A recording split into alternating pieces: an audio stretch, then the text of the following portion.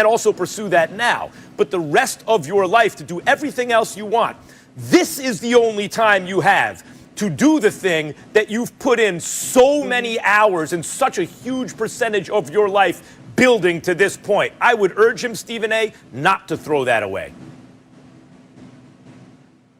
Yeah, I think we're all hoping that Kyrie can get it together in whatever way he needs to in order for Stephen A., like you just mentioned, his career to not come to an end. But let's talk about another guy who is ready for the next stop in his career. That would be James Harden. Now, he made it very public last night that he's ready to leave Houston. He was talking about the game last night. It was another consecutive blowout loss by the Rockets, this time to the Lakers. The Rockets now 3-6. Only the Timberwolves worse than them in the West, and James Harden went in on the team's play after the game. Listen.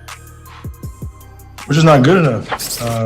We don't obviously chemistry, talent-wise, just everything. And it was clear, like I said, these last few games, they just, from the beginning of the game, they were just aggressive.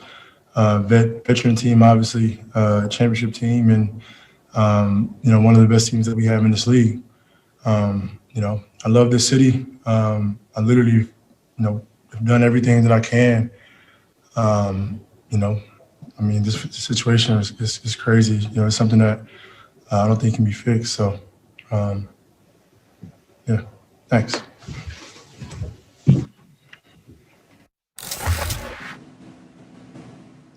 Max, how does this make Harden look?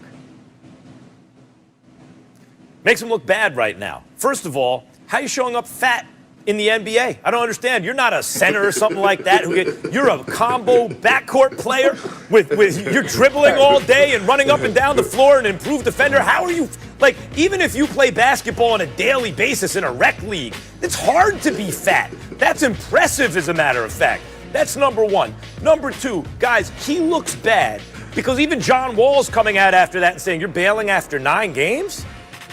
We need everyone to, pulling in the same direction. Everyone knows Harden doesn't want to be there. Here's the problem. Here's the problem, guys. And Stephen A., you brought up Dwight Howard earlier, and I brought up Westbrook and Chris Paul. Harden thinks he wants to play with guys, and then after a year, the other guy's even if he has a good relationship with them, like Westbrook does, I don't want to play with this dude anymore. This has happened time and again with Harden. So if you're another team looking at Harden, seeing he's a superstar, right? He plays on superstar level.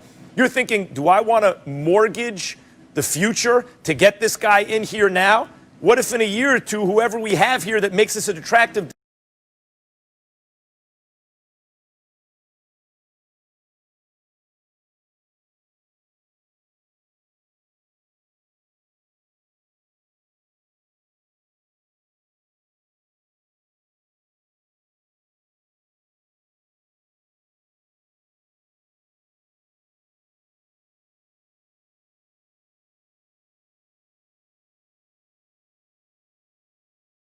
out, and as a result, being a little bit overweight, taking 35% of his shots, giving 50% effort. Although we all find that inexcusable, we also find it relatively predictable when a star tells you he wants the hell up out of there, and he told you before the season even began, and you did not grant him his wish. Again, I'm not absolving KP, James Harden, in any way.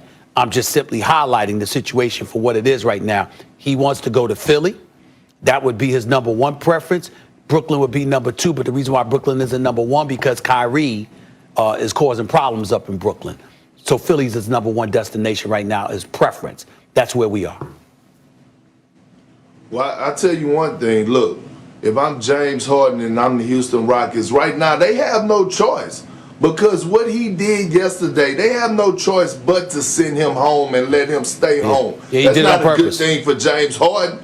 That's not a good thing for James Harden because he might come back looking like me, all right? But that's the first thing. Second thing is he's bogus as hell, Stephen A. And he's not bogus for asking for a trade. He's not bogus for wanting to go compete for a title. Or he's not bogus for saying, his time is up. He don't really want to be here in H-Town right now. I get that.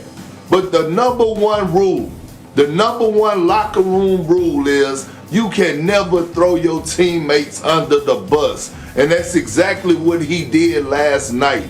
And with him going to the podium and saying, we're not good enough. That's disrespectful to John Wall.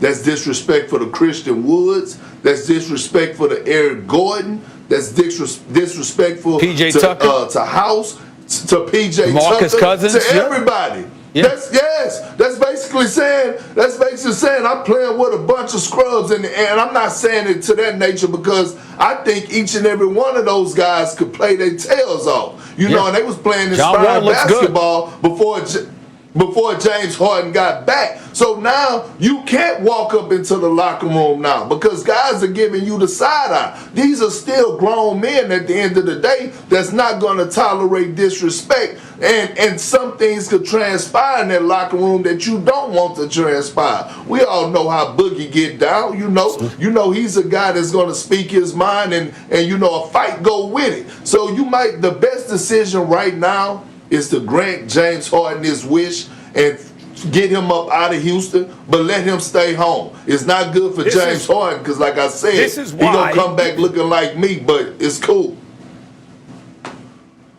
He'd have to lose weight to look like you right now, Perk. This is why I told you guys over the last month, Harden had the leverage. This is what a superstar can do. He looks bad right now. There's no way to do it without looking bad. He looks bad right now, but he looks bad because the Rockets are not being offered superstar compensation for him. Remember when I told Fertitta directly I was sent open letter to Tillman Fertitta. You have to trade him now. You have to let everybody know we're trading him. Come with your best offer. We're not negotiating. We're going to take the best offer. That would have gotten Fertitta maximum value, optimal value for James Harden. The longer you wait, the worse it's going to be. He becomes an increasingly distressed asset. This is what I'm talking about. Guys, when a superstar tells a team, I don't want to play here anymore, the best thing they can do is pull the trigger on a deal. Because if he does what Harden's doing now, they're going to wind up getting less for him than they would have gotten. I will say this real quickly. Christian Woods is no scrub. He's giving you 22 a night. I think John Wall has looked better than I thought he would look. He's averaging 18 and 5 a game. Yep. John Wall, and he's only going to get better. John Wall is no scrub. John Wall can ball. And listen, Boogie is there. PJ Tucker, Eric Gordon, and those boys are still there. He doesn't have a scrub team. But again, we know he's mishandling this. We know why. And KP, you're absolutely right. You can't throw your teammates under the bus like that. Can't do it. But he's doing it to force his way out. He's doing it to force the situation.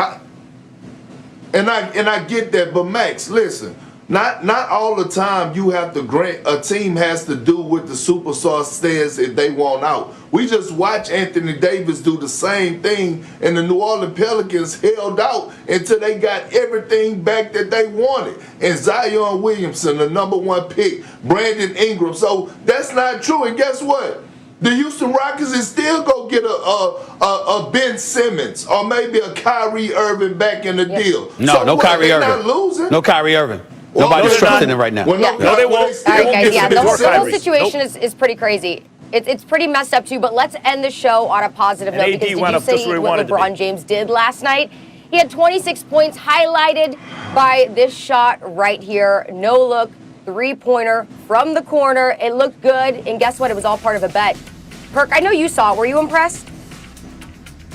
Absolutely. That was the best highlight this season, and that highlight will be talked about for the next 20 years. He shot a three-pointer, turned around without looking to see if it went in, and told Dennis Schroeder, bet.